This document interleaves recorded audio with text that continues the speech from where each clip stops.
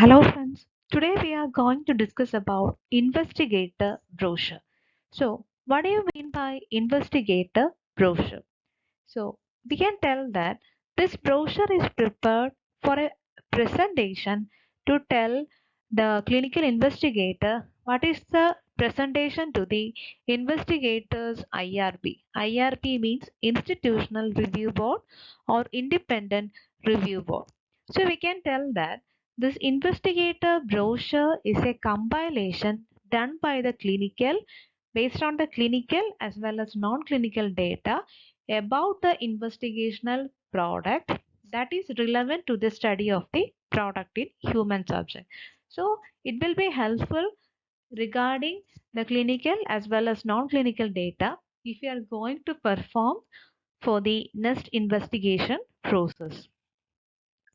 So this will be helpful mainly for the investigators or others that who are involved in the trial, and it will give an idea about what are the features of the protocol, and they will give mainly about the dose frequency, method of administration, and safety monitoring procedures. So the investigation brochure help the or support the clinical management of the study subject.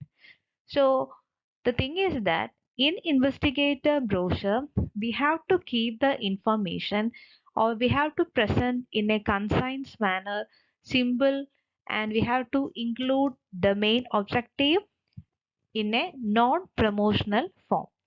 Normally, the IB is created by the medically qualified person, and this medically qualified person edit the investigator brochure and include the content of the investigator brochure.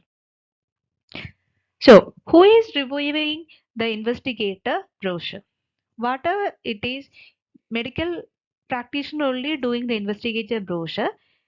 Whatever it is, we have to review this IB at least annually, and we have to revise this in compliance with the sponsor's written procedures. Normally, we are telling who is responsible for the updation of IB is the sponsor.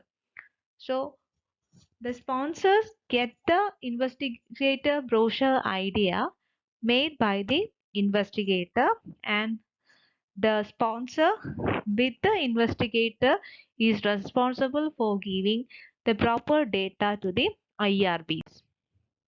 So in investigator brochure, we have to know what are the information we have to be included in IB. First one, we have to tell about the title page. It includes the sponsor's name, identity of the investigational product, generic name, trade name, and also we have to include the edition number, reference number, and the title page or investigator brochure. Normally we can see this format like sponsor's name, trade name, release date, previous edition number, date, etc.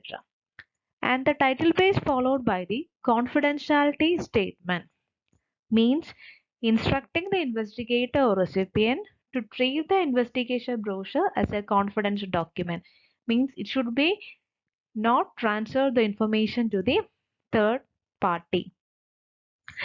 Third thing is that we have to write or we have to include the contents of the investigator brochure, like the table of contents, summary, introduction, and we have to add the physical, chemical, and pharmaceutical properties of the formulation as a fourth heading.